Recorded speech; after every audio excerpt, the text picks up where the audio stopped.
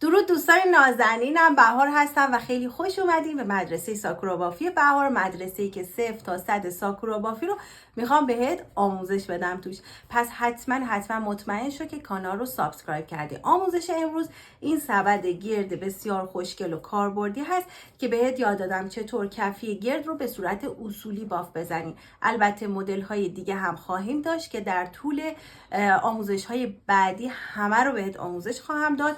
توی این آموزش بافت دیوار زیر و رو خواهد بود. لبه تزئینی زنجیره‌ای بسیار پرکاربرد رو بهتون آموزش دادم و اگر این آموزش رو خوب یاد بگیری میتونی توی سایزهای متفاوت سبدهای گرد رو خودت باف بزنی. دیگه چی از این بهتر؟ متریال ساکورا بافی رو میتونی از سایتمون baharaskari.com تهیه کنی و هر سوالی هم داری حتما توی کامنت ها برام بنویس، در خدمتت هستم. اگر هم دوست داری عضو گروه رفع اشکال ساکورا بافیمون توی کانال تلگرام بشی، حتما دیسکریپشن رو بخون. بریم که با هم آموزش رو شروع کنیم. یادت نره که این آموزش رو اگر دوست داشتی برای دوستاتم بفرستی. بزن بریم. خب برای بافت کفی گرد 8 تا نوار 6 ردیفه 44 سانتی برمی دارید و وسطش رو با خط مشخص می کنید. پس 8 تا نوار 6 ردیفه 44 سانتی و باید این خطوط رو به صورت به اضافه و صاف دو تا به هم وصل بکنید. یه مقدار چسب میزنید به این صورت و بعد این دوتا رو به هم به این شکل از جای خطوط اینطوری من وصل میکنم به این صورت و حتما باید این به اضافه صاف باشه و کج نباشه که در نهایت بافت تمیزی رو داشته باشه. شما میتونید روی یک مقوا 2 تا خط به اضافه بکشید و صاف باشه و این نوارها رو این شکلی تنظیم بکنید. بعد از اینکه سر جای خودش قرار گرفت اضافه چسب رو پاک میکنید و بعد از اون هم گیره میزنید. پس 4 تا دسته به اضافه اینطوری خواهیم داشت. یه دونه دیگه هم با هم وصل کنیم. این رو جدا میام قسمت هایی که خط کشیدم که وسط کار هست رو یه ذره چسب میزنم و اینطوری به هم میچسبونمش. اینجا ببینید، اینو اینجا و بعد قبل از اینکه چسبش محکم بشه صاف روی خطوطی که دارم میذارم و تنظیمش میکنم. اون دوتای دیگه هم دقیقاً به همین صورت انجام میشه. ببینید صاف باشه. باید قشنگ از اینجا و از اینجا تنظیم باشه به این ترتیب. خب بعد از اینکه این نوارها رو اینجوری روی هم گذاشتیم، حالا وقتی این رسیده که چسب‌هاشو باز کنیم و این نوارها رو روی هم قرار بدیم و کفی گردمون رو تشکیل بدیم به این صورت. ببینید من اینها رو دو تا باید با زاویه های مشخص، ببینید الان من این رو اینجا بذارم، باید این زاویه کامل به اندازه این زاویه باشه توی این بخش. خب و تنظیم میکنم. بعد از اینکه تنظیم کردم، البته قبلش باید چسب بزنید و این رو خیلی مرتب بچسبونید به این ترتیب و حتما دقت کنید که این فاصله هرچی دقیق تر باشه با این فاصله خب خیلی بهتون بیشتر کمک میکنه توی تمیزی کارتون. در نهایت یه ذره میتونید اینو بچرخونید که کامل این سر جای خودش قرار بگیره. خب حالا این دسته دیگر رو خب باید بیام و این زاویه رو پر بکنم. خب یه دونه از اینا رو که اینجا بذارم سر جای خودش، عملا اینها به این صورت قرار میگیره. خب به این ترتیب و این هم دقیقاً باید خیلی دقیق انجام بشه. اینجا هم میتونید بذارید ها، من فعلا اینو اینجا میذارم.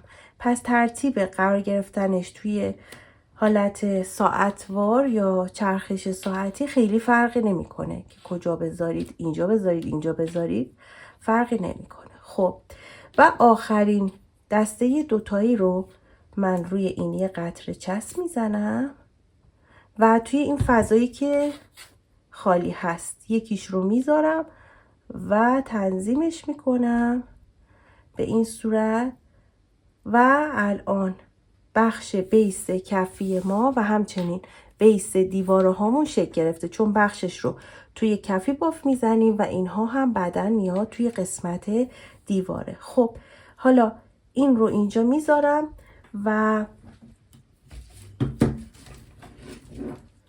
یه دونه جسم سنگین روش میذارم، بهش تای میدم که خشک بشه. خب تا سنگ روی کار هست و بهش تای میدیم که خشک بشه، 2 تا نوار دو ردیفه بر میداریم. من حدود 3 متر برداشتم و همونطوری که توی آموزش های قبلی داشتیم ما این نوارهای دو ردیفه یا نوارهای 3 ردیفه که برای بافت کف و دیوار استفاده میکنیم، هر جا کم بیاد میتونیم بهش اتصال ایجاد کنیم. و ببینید بچه ها، میام و یه دونه از این نوارها رو خب پایین قرار میدم و یه دونه نوار دیگر رو با فاصله 2 سانت خب میام و روش قرار میدم. ببینید اینجوری. خب و الان میام این قسمت رو یعنی 2 سانت پایین تر حدود 1 سانتش رو چسب میزنم. خب و این نوار رو اینجا میچسبونم به این صورت. خب و بهش تای میدم که حسابی بچسبه و چسب اضافه رو پاک میکنم به این صورت.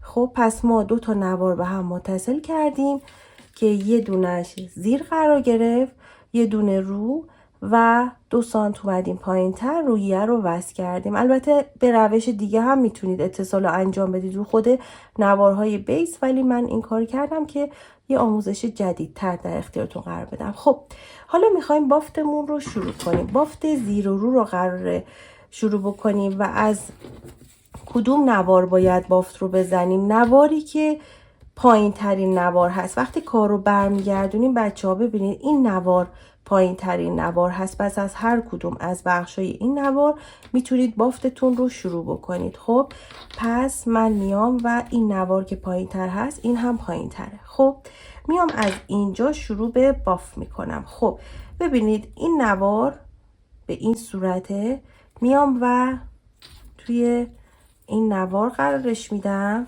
به این صورت.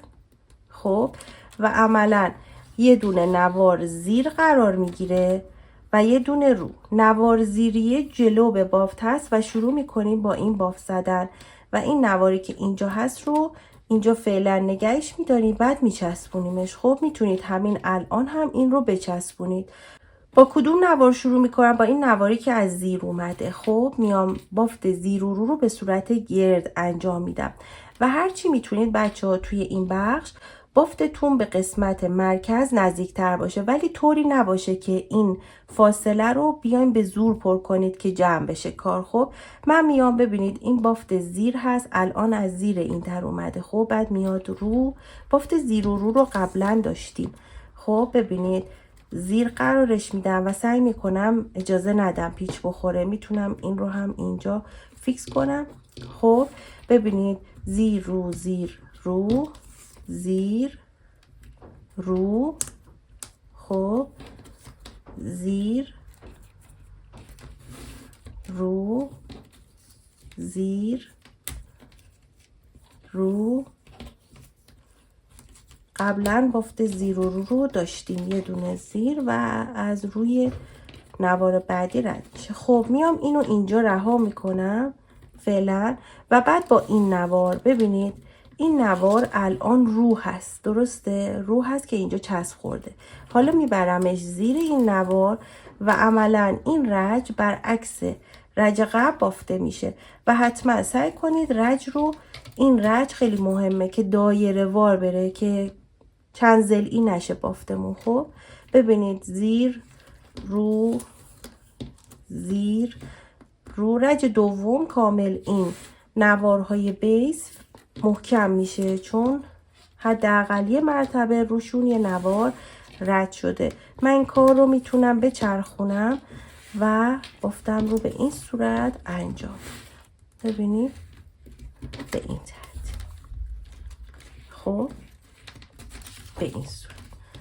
حالا اینجا ببینید این شکلی شد. حالا این باف رو من باید انجام بدم دور تا دور. خب این رو هم فعلا اینجا میذارم، بعد در نهایت چسبش میزنم، یه رج دیگه باف بزنم، بعد اینجاشو رو مشخص میکنم. خب ببینید الان من دارم این بافت رو زیر رو زیر، خب رو و زیر رو اجرا میکنم.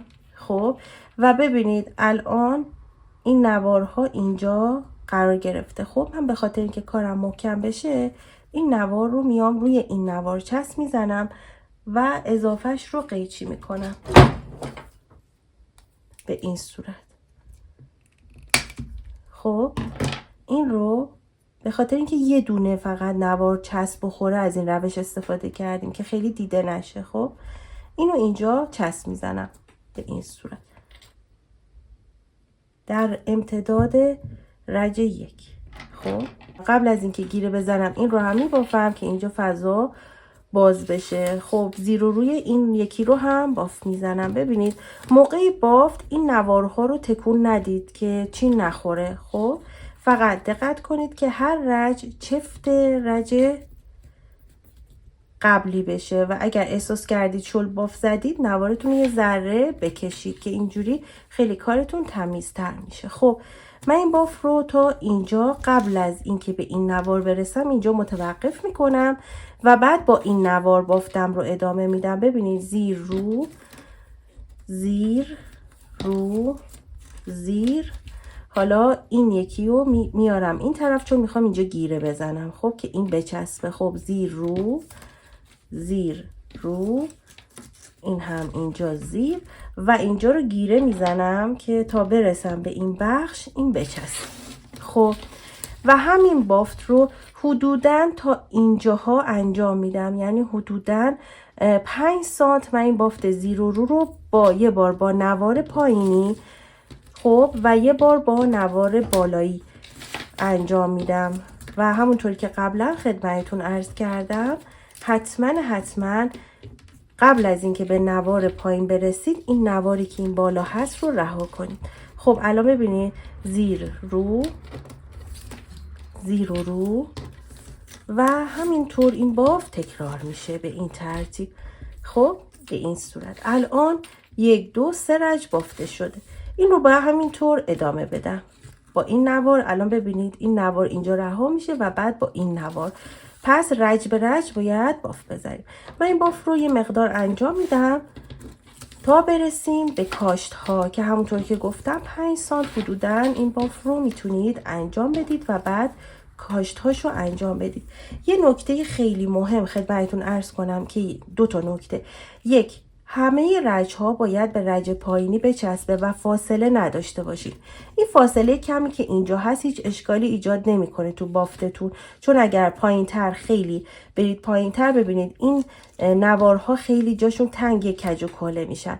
نکته دوم این هستش که حتما بافتتون رو محکم بکشید، شل نباشه بینش فاصله بیفته و این بافت باید ببینید در یک کشش خیلی عالی باشه، نه خیلی بکشید که چروک بشه، نه خیلی شل باشه که بافتتون ناجور بشه. یه نکته دیگه هم بگم، نکته سوم این که بافتتون پیچ نخوره، نوارهاتون تا جایی که میتونید صاف باف بزنید. خب نکات رو گفتم، من این باف رو انجام میدم تا برسم به بخش کاشت هامون به این ترتیب. ببینید تون تون هم میتونید باف بزنید. خب دوستای نازنینم ببینید من این بافت رو 2 4 6 8 10 12 و 14 رج بافتم و کارم رو اینجا متوقف کردم. خب همون جایی که ابتدای رجم بود.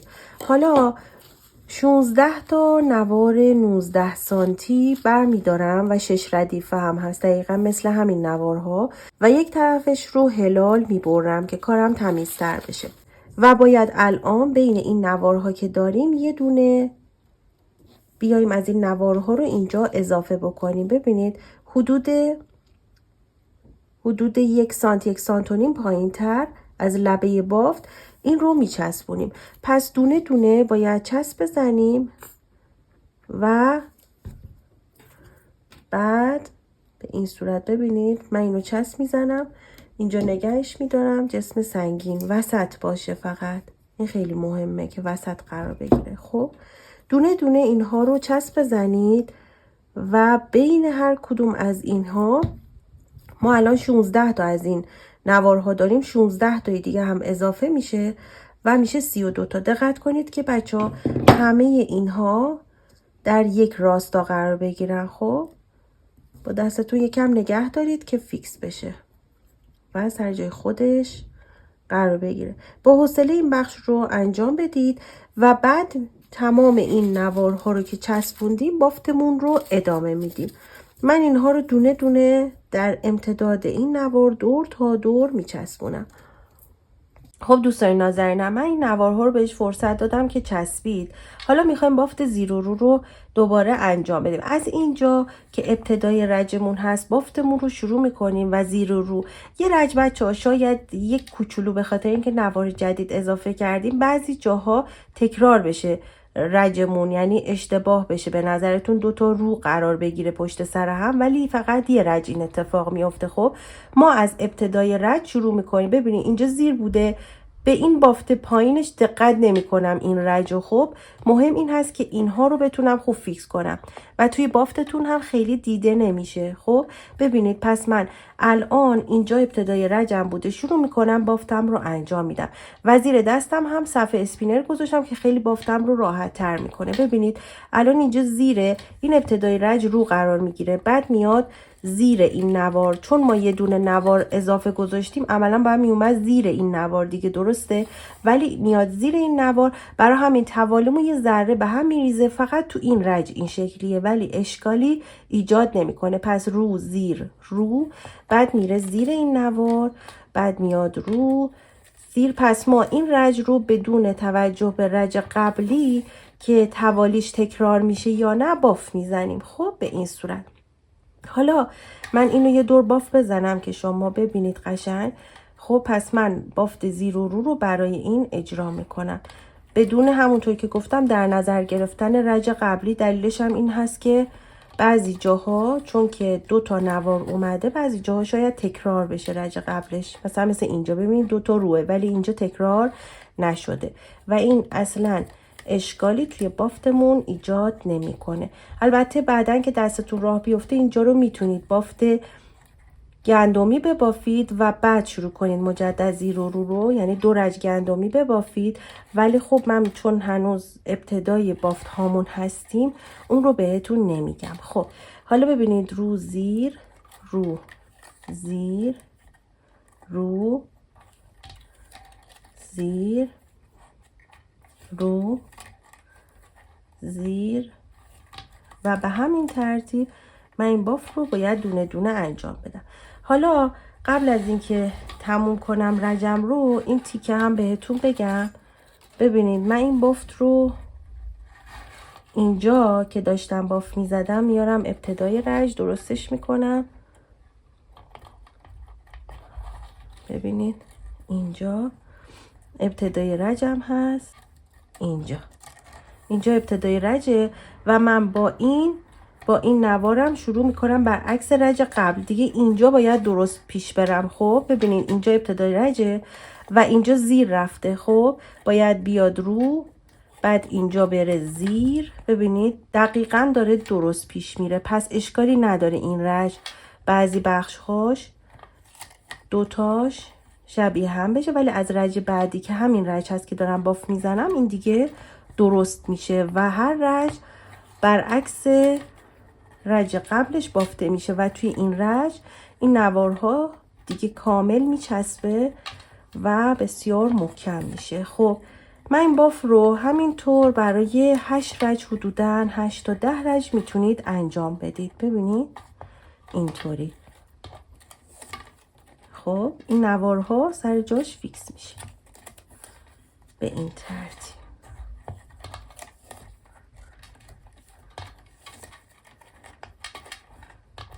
ببینید الان دیگه کامل داره درست پیش میره.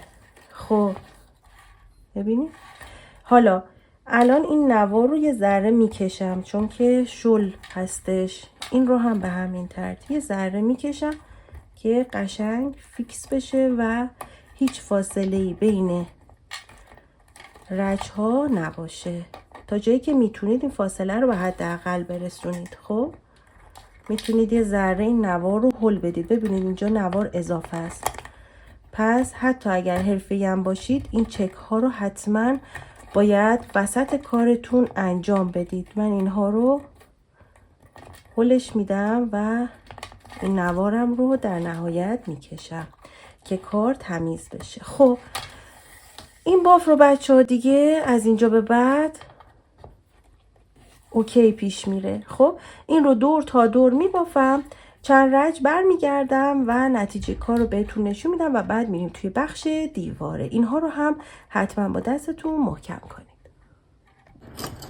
خب دوستای عزیزم ببینین من بعد از اینکه این نوارها رو چسبوندم 2 4 6 8 و 10 رج باف زدم. خب حالا 1 یا 2 رج میخوام بافت پیچ دوتایی بزنم. شما میتونین 1 یا 2 رج این باف رو انجام بدید. بافت پیچ رو قبلا داشتیم. نواری که ببینین از همون جایی که کار ابتدای رجمون هست باید کار رو شروع کنیم. این پایه رو که بافتم از پایه بعدی باید ابتدای رج این پایه بیام و شروع کنم بافت پیچ دوتایی. بافت پیچ دوتایی به این صورته که این نوار بالایی میره زیر این نوار قرار میگیره و میاد اینجا. خب مجدد این نوار بالا میره زیر نوار بعدی قرار میگیره. یعنی فقط شما نوار بالایی رو باف میزنید میاد زیر نواری که اینجا قرار داره و بعد از جلوش در میاد. ببینید اینطوری به این صورت. خب به این صورت فقط نوارهاتون پیچ نخوره. این باف رو انجام میدین که لبه کار محکم بشه و وقتی که میخواین دیواره رو باف بزنیم خیلی راحت تر بتونیم این کار رو انجام بدیم. پس من 1 یا 2 رج این باف رو انجام میدم و هر جا هم که بچه ها نوارتون کوتاه شد ببینید مثل اینجا من چسب زدم و اصلا دیده نمیشه. میتونید خیلی قشنگ نوارها رو روی هم بذارید و به نوار قبلیتون اضافه کنید. پس این بافت پیچ رو ببینید یه بافت قشنگ بهتون میده و سعی کنید نوارهاتون رو بکشید که فاصله نیفته. به این صورت یه بار این نوار رو میکشم و یه بار هم این نوار به این ترتیب و دور تا دور 1 رج یا 2 رج، این به خودتون بستگی داره. و در نهایت من بهتون میگم که چند سون شده قسمت کفی و بعد هم باید این نوارها رو خم بکنیم به طرف بالا. وقتی که بافت پیچ میزنیم خم کردن خیلی راحت تر میشه و این نوارها سر جای خودشون قرار میگیره و توی دیواره وارد نمیشه که کارتون رو زشت بکنه. پس من این باف رو انجام میدم به این ترتیب.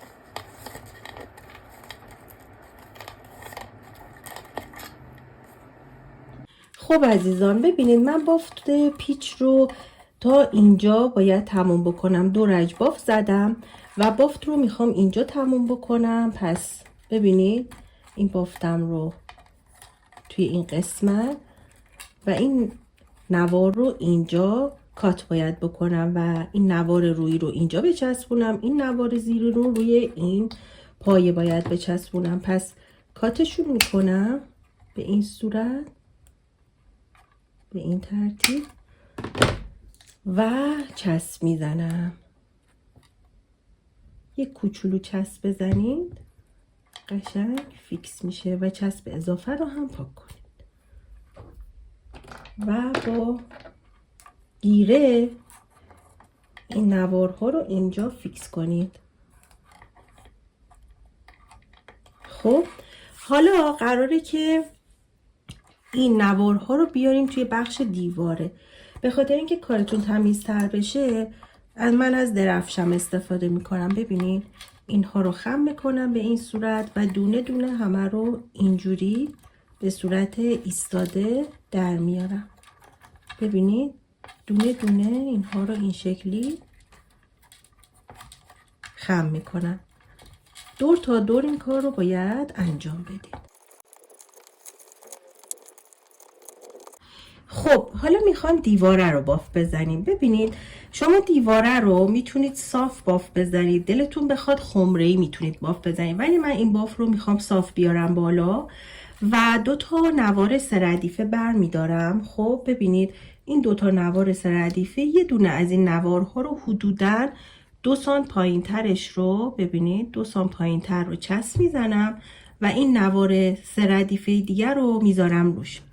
متراژ نوار 3 ردیفه احتمالاً 6 متر 7 متر کافی باشه هر کدومش، ولی هر جا که کم آوردیم توی بافت به راحتی میتونیم اضافه بکنیم. پس همونطوری که گفتم غیر از این نوارهایی که توی بیس ما بافت میزنیم، نوارهایی که توی کف، نوارهای 2 ردیفه یا 3 ردیفه برمیداریم و بافت میزنیم و همچنین نوارهای دیواره رو هر جا کم اومد میتونید به راحتی چسب بزنید و زیر کار این سری باید از داخل کار چسب بزنید که دیده نشه و بیرون سبد خیلی مرتب باشه. پس میتونید به راحتی از نوارهایی که از کنار نوارهای دیگه اضافه میاد اینها رو دسته بکنید. هر وقت که خواستید بافت بزنید از همون نوارها استفاده بکنید. حداقل دوریز رو بچه‌ها باید توی بافت هاتون داشته باشید به خاطر اینکه بتونید میزان نوار مورد استفادهتون رو مدیریت بکنید. خب بعد از اینکه این رو من چسب زدم،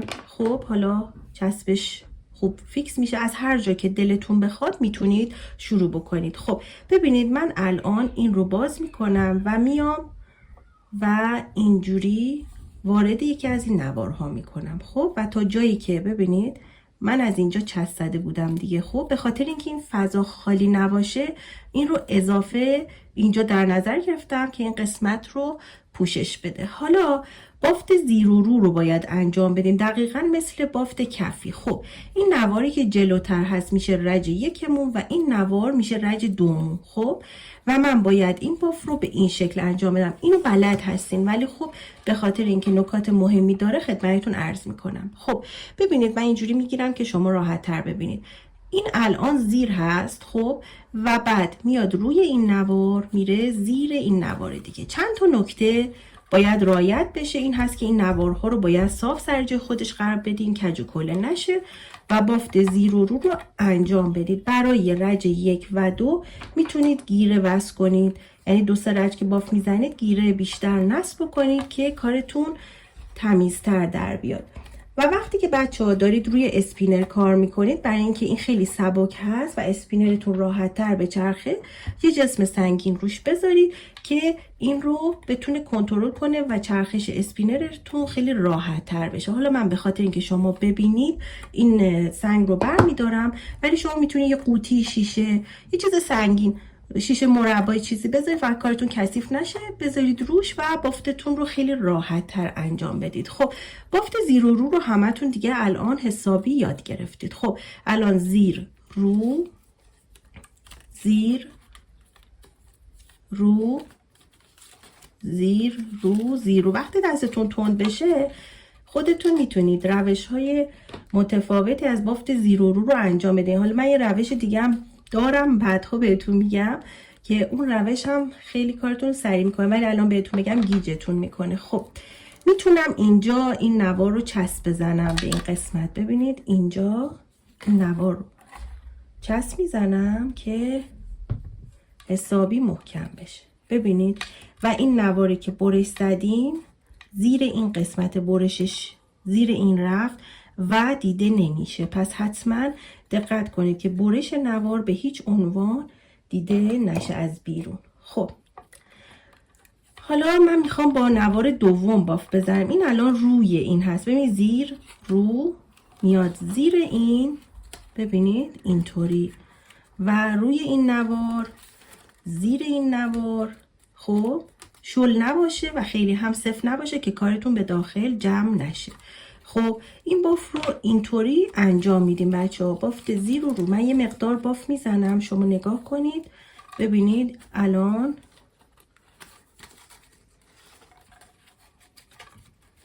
فقط دقت کنید که ما میخوایم کارمون صاف باشه، برای همین این نوار اصلا نباید شل باشه و به خاطر اینکه کنترل بهتری داشته باشیم گیره میزنیم بهش. خب الان باید با این نوار، هنوز جا داره یه دونه دیگه بافت بزنم با نوار رویی. خب ببینید بنک شما خوب ببینید اینجوری میبافم، ولی تسلطم اینطوری خیلی راحت تر هست. خب الان فکر کنم میبینید قشنگ.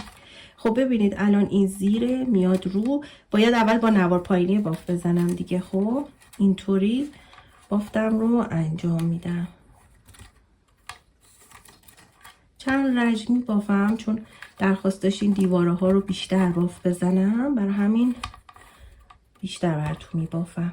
من میخوام ویدیوها خیلی طولانی نشه که شما از حوصله‌تون خارج نشه، ولی خب وقتی شما درخواست میکنین من حتما درخواستتون گوش میدم. خب ببینید بچه ها، من الان با این نوار هم ببینید از رج 2 به بعد دیگه حسابی کارتون اینها صاف میسته.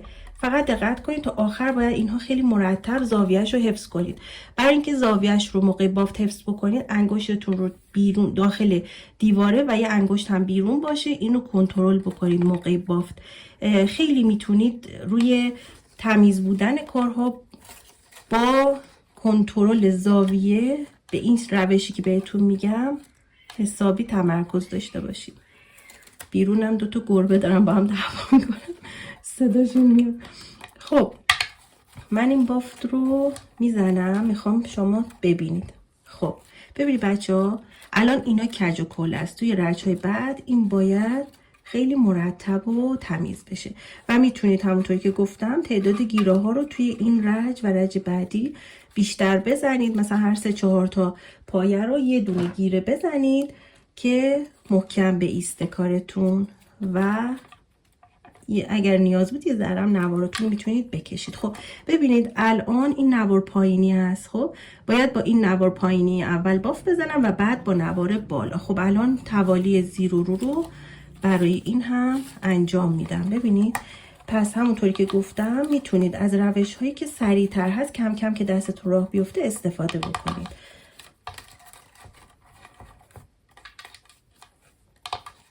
خب من اینو میبافم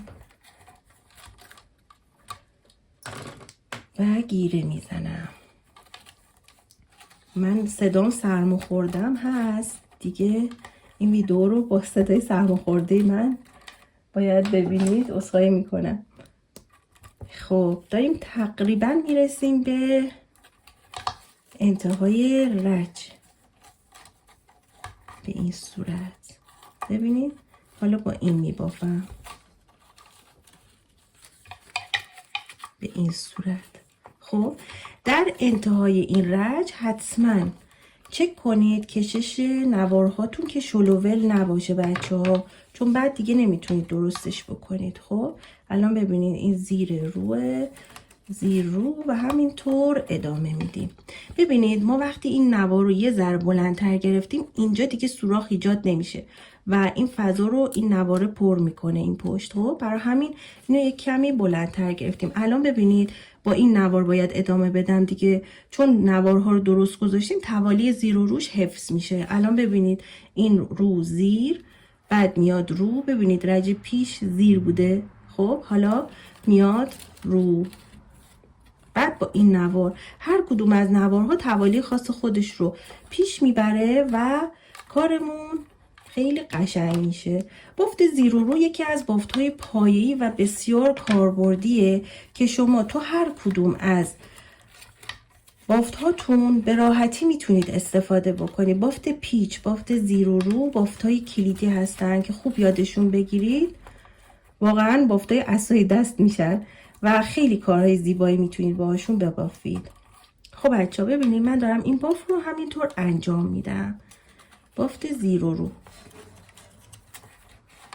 و تا چند رج باید این بافت رو انجام بدیم. هر جا هم که به گیره ها رسیدین گیره ها رو باز کنید و بافت رو انجام. ببینید من دائم دستم داخل این بافتم هست که بتونم زاویهش رو کنترل بکنم و ببینید الان هر کدوم از این نوارها رو دارم زیر و روش رو میبافم دیگه. خیلی راحت میتونم بافتم رو انجام بدم. این سنگر رو که میذارم خیلی راحت تر میتونم بافت رو روش تسلط دارم و به این راحتی بافتم رو انجام میدم. این صفحه اسپینر رو بچه ها از توی سایتمون baharaskari.com میتونید تهیه کنید. همچنین نوارهای ساکورا و همچنین درفشی که واقعا برای هر هنرمند ساکورا باف و ویکر بافی کاربردی هست. ابزارالاتتون که خوب باشه خیلی کارتون راحت تر میشه. خب من این باف رو بچه ها تا اینجاها میبافم براتون و بعد فو کردن و لبه کار و همچنین دستای سبد رو با هم انجام خواهیم داد. چون بافت زیر و رو رو دیگه خوب بلد هستید خیلی تکرارش نمی کنم، ولی اگر سوالی دارید میتونید عضو گروه رفع اشکال مدرسه ساکورا بافی که تو تلگرام هست بشید. میتونید لینک گروه رو از توی پیج های اینستاگرام هم که توی دیسکریپشن نوشتم بردارید و از توی هایلایت مدرسه ساکورا بافی لینکش رو براتون گذاشتم تو پیجم، بردارید و وارد گروه رفع اشکال بشید و اونجا هر سوالی دارید من در خدمتتون هستم. خب من این باف رو بچه ها ببینید اینها رو فقط دقت کنید بچه ها، اگر خیلی سفت باف بزنید این به داخل جمع میشه، اگر خیلی شلوول باف بزنید این دهانش باز میشه. برای اینکه کنترل داشته باشید بهتره که همونطور که گفتم دائم دستتون رو بذارید و یه جایی راحت بشینید و بافتتون رو با آرامش انجام بدید. خب من این باف رو ادامه میدم و برمیگردم بهتون نشون میدم چند رنگ شده. ببینید الان بافتم به این شکل شده و حتما این نوارها توی هر رنج باف میزنید صاف سر جای خودش قرار بگیره. خب دوستای عزیزم ببینید من باف رو تا اینجا انجام دادم و الان براتون سایز دقیقش رو میزنم. این از کجا اومده؟ به سنگا چسبیده بود. خب ببینید من الان این رو ارتفاعش رو 8 سانت بافتم. خب کفیش رو هم که قبلا براتون اندازه زدم ولی مجدد یه اندازه بذاریم کفیش رو. کفیش هم تقریبا 18 سانت هم کفیش هست. و الان کجا کار رو باید تموم کنم؟ ببینید اینجا، ببینید اینجا نوارس ردیفه ها رو گذاشتیم، یه تیکش هم اینجا گذاشتیم، اینجا ابتدای رجم بود. خب من این نوار رو علامت زدم. حالا میخوایم اینجا کار رو متوقف کنیم. این نوار باید بره زیر این و این نوار هم زیر این و چسب بخوره. خب اینا رو میبرم داخل. ببینید اینها باید اینجا سر جای خودشون چسب بخورن. من میام چی کار میکنم برای اینکه این قسمت مرتب بشه این دوتا رو روی هم چسب میزنم. ببینید اینطوری این دوتا رو روی هم میچسبونم به این روش. اول یک کوچولو چسب اینجا میزنم و بعد هم اینجا و این دوتا رو اینطوری میچسبونم. یه دونه هم گیره میزنم به این صورت. خب ببینید بافتم به این شکل شده.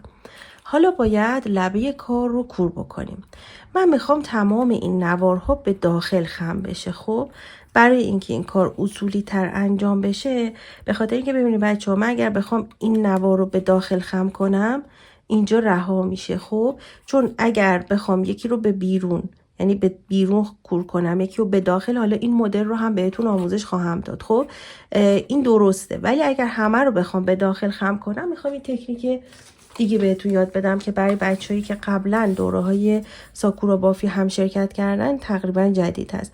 میام یه دونه نوار 3 ردیفه میذارم جلوی اینا، جلوی همش. خب و دونه دونه اینا رو خم میکنم.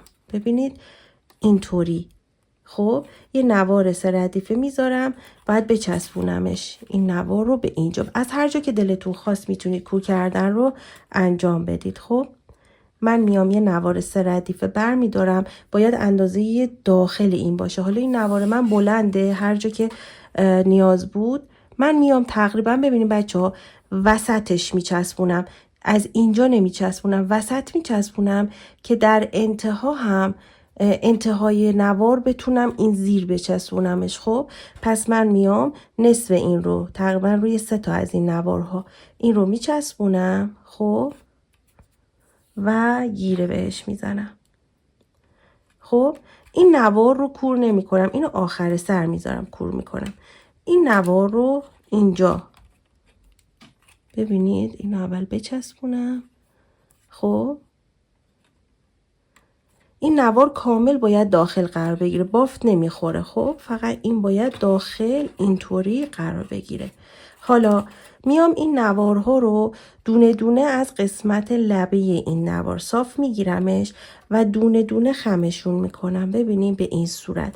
خب اول خمشون میکنم، بعد برششون میزنم، کورشون میکنم. اونهایی که بلند هستن رو باید کور کنم. پس ببینید این نوار رو طوری بذارید که وقتی که اینها خم میشه همه در یک راستا خم بشن که کار در نهایت تمیزتر در بیاد. ببینید اینطوری. خب این رو اینجوری باید بذارید. ببینید پایین نره به این صورت. من اول اینها رو خم میکنم. خب به این صورت ببینید، و اگر احساس کردم رفته پایین مجدد اینها رو باید خیلی مرتب این کار انجام بدید. خب تا انتهای رج اینا رو دونه دونه خم میکنم. چون من میخوام یک بافت تزیینی زنجیر لبه کار داشته باشم اینطوری کارم رو انجام دادم. خب من این رو دور تا دور انجام میدم. خب ببینید من این نوار رو اینطوری گذاشتم و اینها رو خم کردم، ولی الان نمیچسبونمش به اون نوار اولیه. دلیلش هم اینه که یه مقدار شل میشه دیگه، چون ما اینها رو گیره نزدیم. فقط میخواستم که اینها رو سر جای خودشون خم بکنم. حالا از اونجا که چسب زده بودم، ببینید از اینجا چسب زده بودم. خب من این نوار رو داخل میذارم، نوار 3 ردیفه رو، و اینو کاری ندارم. از این یکی از همون جایی که خمش کردم شروع میکنم به کور کردن. خب ببینید من الان اینو خم میکنم. باید حتما نوارتون وقتی که کور میشه لبه کار زیر قرار بگیره، یعنی زیر این بافت ها، و الان این حدوداً چند میلیمتر بزرگ هست. خب من دونه دونه این کار رو انجام میدم. پس الان 1-2-3 میلیمتر. خب بعد از اینکه کات شد، خب میام و از همون جایی که خمش کرده بودم میتونید یه ذره چسب هم بزنید و این رو کور بکنید. دونه دونه این نوارها رو باید کور کنید و حتما توی این مرحله درفشتون حتما مورد استفاده قرار میگیره. فضاش رو باز میکنم و این رو کورش میکنم.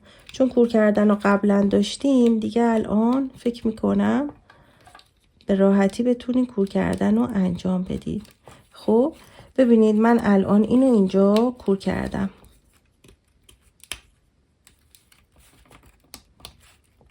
به این صورت. حالا میرم نوار بعدی. نوار بعدی ببینید از همون جایی که خم شده بود، خب باید اول اندازه بزنم ببینم کدوم یکی از این بخش ها تا اینجا، خب تا اینجا به این ترتیب من این رو کات میکنم. پس دونه دونه باید این نوارها رو ببینید. این نوار هم حتما بچه‌ها تو ردیف بعدی قرار بگیره، اینجوری نیفته پایین. خب همونطور که گفتم میتونید یک ذره سر این نوار رو هم چسب بزنید که کور کردنتون محکم تر بشه، ولی حتما از درفشتون کمک بگیرید که فضا رو باز کنید، مخصوصا وقتی چسب میزنید، چون احتمال اینکه راحت نتونید نوار رو وارد بکنید و نوار به چسبه و کور کردن خیلی سخت بشه هستش. خب ببینید رو هم کور کردم و تمام این پایه ها دونه دونه اینجوری کور میشه تا برسیم به آخرین نوار. من همه اینا رو کور میکنم، برمیگردم آخرین نوار رو هم بهتون میگم چه کار کنید. خب دوستای عزیزم ببینید من همه اینها رو کور کردم و به انتهای کار که میرسم توی این قسمت این نوار رو باید کات بکنم به این صورت. خب و اینجا بچسبونمش. خب یک کوچولو چسب بزنید کافی هست به این صورت. و حالا باید این نوار رو کور بکنم. خب این درفش رو وارد این بخش میکنم و این نوار رو هم کور میکنم، یعنی آخرین نوار به این صورت کور میشه و بافتمون عملا تموم میشه. خب حالا میخوایم تزیین دور لبه رو انجام بدیم که یه بافت زنجیره خواهیم داشت. من برای این کار حدود 3 متر تا 4 متر نوار 4 ردیفه دارم. میخوام لبه کار رو زنجیره بزنم و بعد از اون دستشو بافت میزنم. ببینین من این نوار رو 3-4 متر برداشتم، ولی اگر کار بزرگتر بشه 5-6 متر نوار میخواد. البته هر جا که کم اومد میتونیم لابلای کار نوارمون رو متصل بکنیم. خب دوستان نازنینم ببینید ما باید از اینجا یا از اینجا، بستگی به خودتون داره، میخواین از یه ردیف پایین تر یا از این ردیف نوارتون رو عبور بدید. خب من از 2 ردیف پایین تر، ببینید 1 و 2، از اینجا نوار رو از قسمت داخل میارم و اینجا قرار میدم. حدود 6 سانت از این نوار اینجا قرار میگیره. خب نکته مهم این هست که ما هر سری که میخوایم نوار رو وارد بکنیم، از اینجا به بعد نوار از بیرون وارد این نوار میشه و توی هر کدوم از این بخش ها یه دونه پایه حساب میشه. یعنی ما اینجا نوار وارد میکنیم، بعد مجدد باید اینجا به همین ترتیب. خب حالا این نوارمون بلند هست و به این صورت من میام و به این شکل نوار رو اینجا نگه میدارم. خب ما میخوایم زنجیره بزنیم لبه کار رو. میام و سر نوار رو توی پایه بعدی، ببینید از این پایه که این نوار در اومده بهش کاری نداریم، این نوار رو اینجا میذارم و بعد میام توی پایه بعدی و نوار رو این شکلی وارد میکنم. ببینید به این صورت و میکشمش بیرون. فقط باید نوارتون اگر پیچ خورد حتما صافش کنید. یه ذره که بافت بزنید کامل میتونید این رو کنترل بکنید، صاف بودنش رو. ببینید من این نوار رو میکشم به این صورت.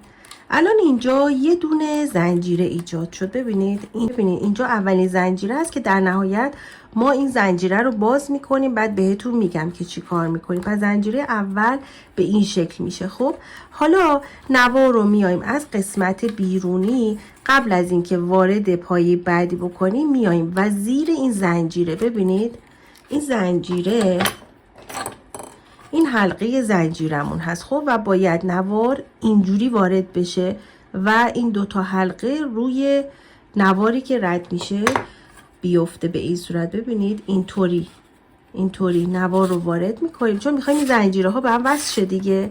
باید به زنجیره قبلی اول وصلش بکنیم و بعد زنجیره بعدی رو ایجاد بکنیم. خب و حتما باید طوری زنجیره بزنید که اصلا نوارتون پیچ نخوره. خب این نوار رو فعلا بهش کاری نداریم، مثلا این رو اینجا در نظر میگیریم. خب میذاریمش این طرف. حالا این نوار رو من میام و الان ببینید از اینجا که در اومده، خب باید بیام وارد این پایه بکنم. اینجا که عبور کرده میام و وارد این پایه میکنم این نوار رو اینطوری.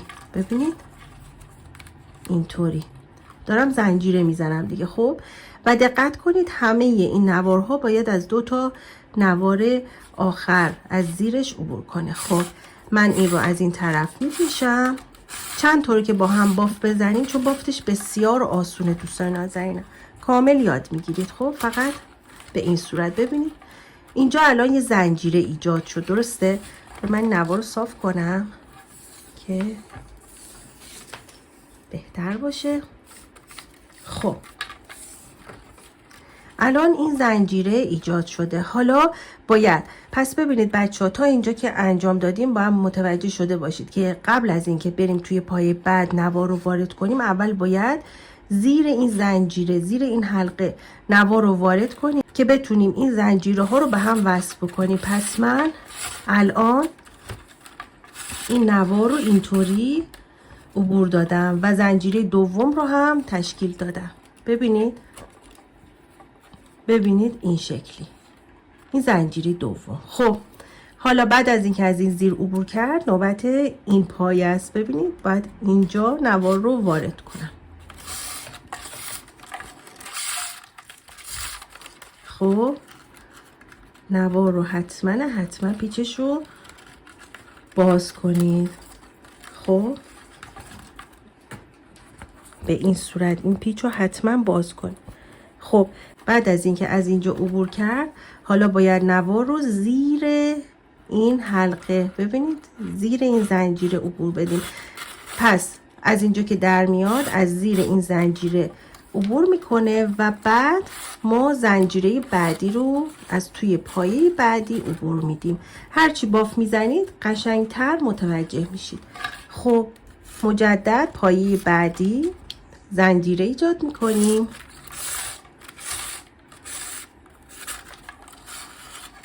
ببینید و بعد از ایجاد زنجیره از قسمت بیرونی این نوار رو از زیر این حلقه که اینجا هست، ببینید از زیر این حلقه، اینجا این حلقه است دیگه، این زنجیره عبور میده. خب یک کمی سرش رو تیز میبرم که راحت تر عبور کنه به این صورت. خب به همین ترتیب دور تا دور باید بافت رو انجام بدیم تا اینجاها. من یکی دو تا دیگه هم براتون بافت میذارم چون توضیحات رو کامل دادم. قشنگ این قسمت رو خوب ببینید بچه ها، چون خیلی تزیین قشنگیه برای لبه کارها و بسیار کاربردیه. یعنی شما دور بیشتر سبد هاتون لبش رو میتونید از این تکنیک استفاده کنید. ببینید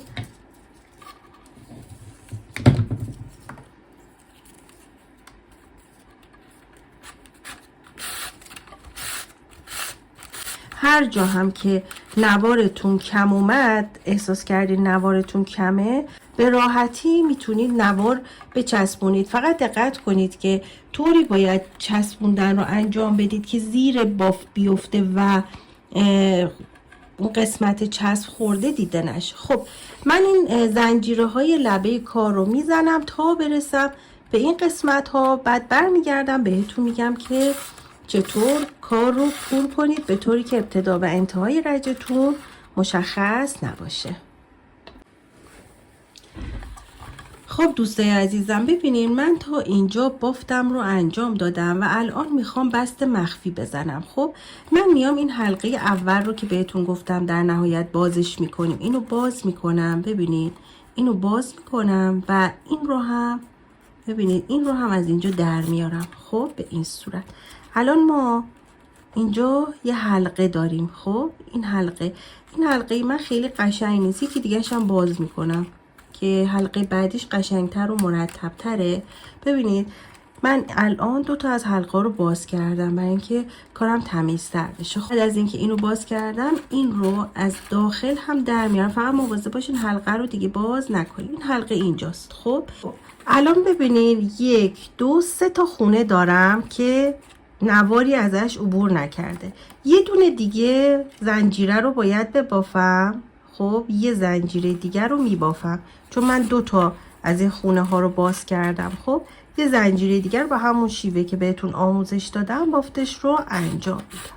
خب حالا ببینید بچه ها اینجا یه دونه و 2 تا خونه داریم و این هم خونه سومه که اینجاش یه حلقه داره. خب میام و این نوار رو وارد خونه بعدی میکنم به این صورت. خب به این صورت در حالت عادی الان باید این نوار رو زیر این نوار وارد کنم، اما میام چی کار میکنم؟ این نوار رو وارد این حلقه میکنم. خب اول وارد این حلقهش میکنم. خب و بعد میام و ببینید اول از داخل وارد این حلقه شد به خاطر اینکه میخوایم زنجیره ها به هم وصل بشه و بعد میام و این مرحله که زیر زنجیره نوار رو وارد میکردیم توی این مرحله این باف رو انجام میدم. خب و حالا میام و نوارم رو ببینید اینجا خط نداره، درسته؟ نوارم رو وارد این زنجیره ابتدایی رج میکنم. ببینید اینطوری باید این زنجیره رو کامل کنیم. خب میام نوار رو از اینجا وارد میکنم. خب این تیکر بچه ها چند بار ببینید، سرعتش رو حتی میتونید کم بکنید. خب و بعد ببینید همه اینها یه خطی داره. این رو میام و داخل این قسمتی که نواری رد نشده اینجا وارد میکنم به این صورت و عملا ببینید بست مخفی زدیم و اصلا زنجیره ها مشخص نمیشه ابتدا انتهای رجتون، همه زنجیره ها به یک شکل هست. حالا ببینید ما الان اینجا یه تیکه نوار داریم که از اینجا در اومده و اینجا هم یه دونه نوار داریم که به این صورت هست. کاری که میکنم این هستش که اینجا این نوار رو برش میدم، این نوار رو هم برش میدم و اینجا به هم میچسبونمشون. خب باید طوری این اتفاق بیفته که خیلی تمیز اجرا بشه، یعنی این نوار بیاد روی این نوار. پس میام و این بخش رو اینجوری انجام میدم. ما این بافت رو توی خیلی از بافت ها خواهیم داشت توی آموزش ها و حتما خوب اینو یاد بگیرید. البته تو بافت های دیگه مثل سینی سرو و اینها مجدد بهتون آموزشش رو خواهم داد. ببینین اینها رو به این صورت روی هم میذارید، خب، و با چسب میچسبونید به این صورت. خب به این صورت و بعد اضافه این نوار رو از اینجا کات میکنید. دستمو نگه میدارم. ببینید اضافه این نوار اینجاست، باید این کات بشه و عملا بافت سبدمون تا اینجا تموم شد. خب ببینید این چسبه و این هم از بافت زنجیره خیلی خوشگل لبه کار. حالا میریم دسته هاش رو نصب میکنیم. میتونید این سبد رو با دستتون فرم بدید. خب عزیزان، بعد از اینکه زنجیره ها رو زدیم باید دسته رو نصب کنیم. من یه دونه دسته رو نصب کردم، حالا میخوام این یکی رو با شما نصب کنم. نکته مهم تو تقسیم بندی هستش. ببینید من دستامم چسبی شده. ببینید من الان بین این دسته‌ای که نصب کردم 1 2 3 4 تا خونه دارم و یک خونه اینجا و یک خونه هم اینجا که این دسته رو اینجا نصب کردم. خب حالا شما باید دقیقاً روبروی این دسته رو نصب کنید. چون فرممون فرم دایره هست، شما شاید چشمی که نگاه کنید احساس کنید باید این طرف تر وصل بشه، اما چیزی که مهم هست فاصله این بخش تا اینجا و فاصله این بخش تا اینجاست. من الان 1 2 3 4 5 6 7 8 9 10 تا خونه تا اینجا دارم. بعد اینجا قرار دسته نصب بشه، 4 تا هم فضا دارم و این طرف دسته هم اینجاست. این طرف هم باید 10 تا خونه باشه. ببینید 1 2 3 4 5 6 7 8 9 10 تا خونه هم توی این فضا دارم. حالا میام و یه نوار 35 سانتی 8 ردیفه برمیدارم، دقیقاً اندازه این نوار. سایز دسته به خود شما بستگی داره که میخواین دسته رو کوتاه یا بلند درست کنید. خب من این گیره رو برمیدارم و این نوار 8 ردیفه رو اینطوری وارد این بخش میکنم. این گیره رو هم برمیدارم و به این صورت، ببینید دسته قرار این شکلی باشه. خب و 1 2 3 4 و اینجا وارد میکنه به این صورت. خب و حالا میام این دسته رو باید این قسمت این اضافه نوار رو طوری تا کنم که زیر کار قرار بگیره و این بخش هم ببینید باید لب به لب هم قرار بگیره که دقیقاً سایز این دسته شبیه این بشه. خب پس من میام اول این دوتا رو اینجا میذارم و بعد میکشم و تنظیمش میکنم. یعنی اول باید این زیر رو میزوم کنید که دسته قشنگ اندازه دسته روبرو بشه. خب به این صورت الان اوکی شد. خب حالا باید این قسمت نوارها رو به هم چسب بزنم و این قسمت رو هم اینجوری چسب بزنم. همونطور که گفتم اینها باید این شکلی قرار بگیره. خب اینطوری. حالا چسب میزنم این نوار رو.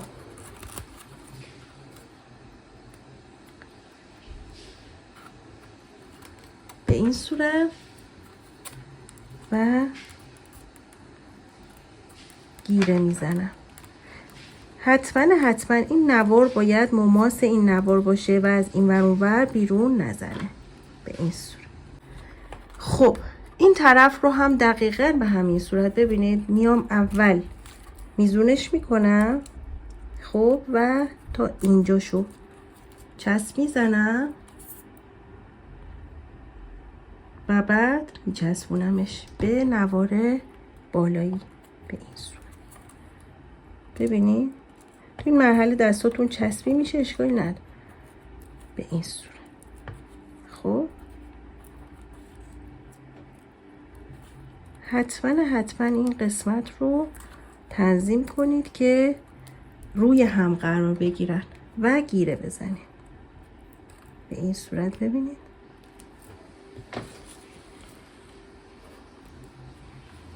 میذارم خوش بشه. خب یه کوچولو که خوش شد، چون میخوام ویدیو رو ضبط کنم خیلی دیگه ضبط نکردم، خب میام و یه نوار حدوداً 1.5 متر دو ردیفه برمیدارم، چون باید روی این دسته رو کاور کنیم. اینو این شکلی که نمیتونیم بذاریم، درسته؟ زشته.